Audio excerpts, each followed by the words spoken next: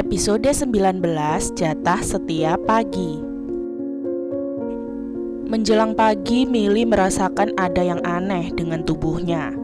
Jika semalam dia merasakan tubuhnya hangat karena kimono tebal yang dia kenakan, ditambah lagi pelukan erat dari Boy, maka kini Milly merasakan tubuhnya polos dan terasa dingin karena tertimpa AC kamar. Milly membuka matanya seketika. Rupanya benar kimononya sudah terbuka, dan semua itu karena ulah Boy. Milly bahkan baru merasakan jika sepanjang tengkuk dan pundaknya sudah basah karena cumbuan dari Boy. Bibir pria itu sudah berkelana di sana, sedangkan jemarinya sudah berada di mana saja, mengacak-acak tubuh Milly. "Boy?" Milly bertanya-tanya. Boy tak menghiraukan Milly. Bahkan Boy sudah merubah posisi Milly hingga perempuan itu sudah tak lagi miring memunggunginya. Milly sudah terbaring menatap ke atas, sedangkan Boy secepat kilat juga sudah merubah posisinya sendiri menindih tubuh Milly. Milly tampak memejamkan matanya, menggigit bibir bawahnya seolah-olah sedang menahan sesuatu. Sial, Boy menegang seutuhnya melihat ekspresi itu. "Boy!" Rintihan Milly membuat Boy semakin tak terkendali, apalagi saat perempuan itu mulai mengacak-acak rambutnya. Astaga, Milly sangat suka dengan ulahnya. Boy bisa merasakannya. Milly rupanya sudah siap menerimanya. Tubuh mereka akhirnya kembali menyatu sepenuhnya. Milly mengerang panjang, pun dengan Boy yang juga melakukan hal yang sama.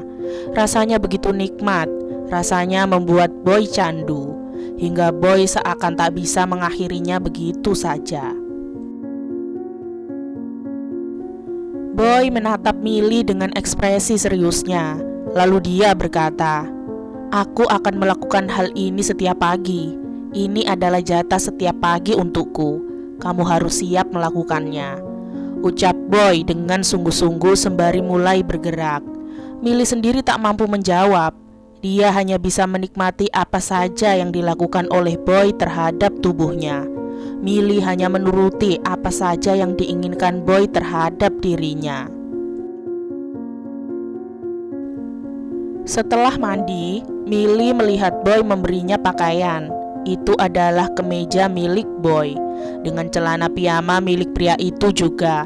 Dengan postur tubuhnya yang mungil, Milly tahu bahwa pakaian itu akan terlihat kebesaran untuk Milly, meski kini Milly sedang dalam kondisi hamil. "Habis ini langsung pulang aja," Boy membuka suaranya sembari mengenakan celananya. Dia bahkan tidak sungkan untuk mengganti pakaiannya di hadapan Milly. Milly sendiri hanya bisa menunduk dengan wajah yang sudah memerah. "Izin aja sama Kirana, kalau kamu gak bisa masuk," lanjut Boy lagi. "Kenapa? Semalam kamu kan habis hujan-hujanan, nanti sakit gimana?" "Aku gak apa-apa kok. Semalam cuma kena angin saja sedikit, makanya basah." Boy sempat mendengkus sebal. "Terus, kamu mau diantar pulang lalu pergi kerja lagi, gitu?" "Iya, kamu cukup antar pulang saja. Nanti aku berangkat sendiri." Boy akhirnya membiarkan saja apa yang akan dilakukan Milly. Milly rupanya cukup keras kepala. Jadi Boy membiarkan saja apa yang akan dilakukan perempuan itu. Boy sudah selesai mengenakan pakaiannya. Bahkan dia juga sudah menyisir rambutnya dengan rapi. Milly sendiri juga sudah selesai mengenakan pakaian yang diberikan oleh Boy. Namun rambut perempuan itu masih tampak setengah basah dan berantakan. Boy melihatnya kembali merasa kasihan. Milly seperti seekor kucing kecil yang basah dan menyedihkan. "Kemarilah," perintahnya. Milly akhirnya mendekat pada Boy. Dia menggulungkan lengan kemeja yang dikenakan oleh Milly, Lalu dia juga sudah membungkuk dan menggulung juga celananya yang kepanjangan saat dikenakan oleh Milly. Boy lalu meminta Milly duduk di sebuah kursi. Boy pergi sebentar lalu kembali dengan pengering rambut.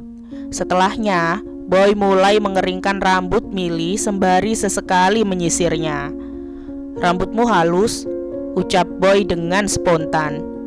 "Kamu sering perawatan?" tanya Boy kemudian. Milly menggelengkan kepalanya. "Aku gak punya uang sebanyak itu untuk melakukan perawatan rambut." "Gajimu dari Clara kan banyak."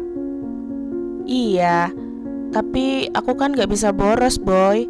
Aku punya mimpi, jadi aku menabung semua uangku."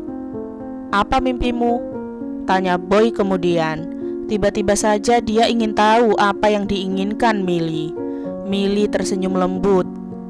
"Mau beliin rumah buat ayah sama ibu, biar enggak tinggal di gang sempit lagi." Boy sempat tertegun mendengar keinginan Milly tersebut.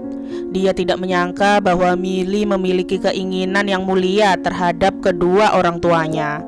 Dan kini lihat, karena ulahnya yang sudah menghamili perempuan itu, keinginan Milly mungkin jadi berantakan. Boy jadi merasa malu. Selama ini dia hidup serba berkecukupan. Dia hampir tak pernah memikirkan keluarganya.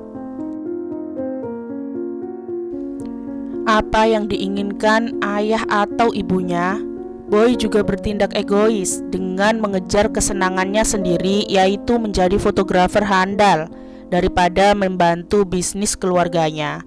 Boy tahu bahwa sebenarnya ayahnya sangat berharap dia bisa menjadi penerus keluarga. Tapi lihat, dia tidak melakukannya dengan baik.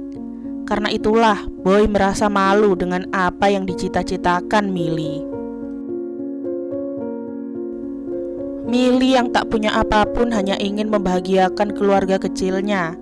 Sedangkan Boy, dia egois. Dia tak peduli dengan sekitarnya, bahkan keluarganya sendiri. "Boy?" Melihat Boy yang tertegun membuat Milly bertanya-tanya. Boy tersadar dari lamunannya. Dia melanjutkan lagi apa yang dia lakukan. "Sudah dapat rumahnya?" tanya Boy kemudian. "Belum." Milly tersenyum malu. "Uangnya kan belum cukup, jadi aku gak berani lihat-lihat." "Sekarang masih mau beliin?"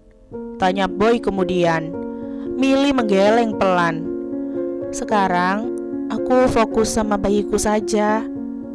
Milly mengusap lembut perutnya. Membesarkan anak membutuhkan banyak biaya. "Kamu gak perlu pikirin itu. Aku yang akan biayain anak kamu." "Iya, tapi aku kan gak bisa bergantung sama kamu terus-menerus. Apalagi kalau nanti misalnya kamu punya kekasih." Lirih Milly. Entah kenapa Boy menjadi kesal dengan ucapan Milly tersebut. Punya kekasih atau tidak, anak itu akan selalu menjadi tanggung jawabku sampai kapanpun. Boy berkata dengan tegas tanpa bisa dibantah. "Dan kamu, sudah sepantasnya kamu hanya bergantung padaku." Lanjutnya lagi tanpa bisa diganggu gugat. Milly tak ingin berdebat. Pada akhirnya dia hanya bisa menganggukkan kepalanya. Milly tahu bahwa apa yang dikatakan Boy benar. Anak yang dikandungnya adalah darah daging Boy. Boy memiliki kewajiban untuk bertanggung jawab sampai kapanpun. Namun Milly tidak akan memaksakan hal tersebut. Jika suatu hari nanti mereka berpisah, lalu Boy menemukan pasangan yang cocok dengan pria itu, Milly tak ingin mengganggu kehidupan Boy lebih jauh lagi. Dan untuk saat ini, mungkin memang benar bahwa Milly hanya bisa menggantungkan diri pada Boy, karena Boy adalah suaminya. Milly sangat senang dengan fakta itu, tapi Milly tahu bahwa hal itu tak berlangsung selama-lamanya. Milly tahu bahwa dia harus siap jika suatu saat nanti dia dan Boy harus berpisah. Dan ketika saat itu tiba, Milly tahu bahwa dia tidak akan bisa lagi menggantungkan diri pada seorang Bobby William. Milly harus bisa berdiri sendiri pada saat itu. Jadi kini Milly akan belajar untuk tidak bergantung sepenuhnya pada orang lain, apalagi orang itu adalah Boy, orang yang tak akan pernah bisa dia gapai. Milly tersenyum lembut sembari mengusap lembut perutnya.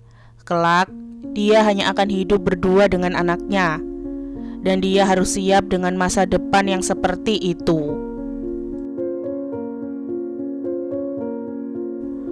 Bersambung, nantikan episode 20-nya ya. Jangan lupa like, komen, share, subscribe, dan nyalain loncengnya agar gak ketinggalan upload cerita-cerita selanjutnya. Bye-bye.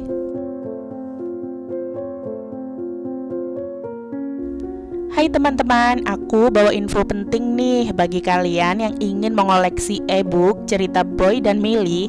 E-book tersebut sudah tersedia di Google Playbook loh.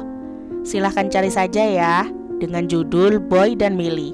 Sudah tamat dan lengkap di sana. Bye-bye, makasih banyak.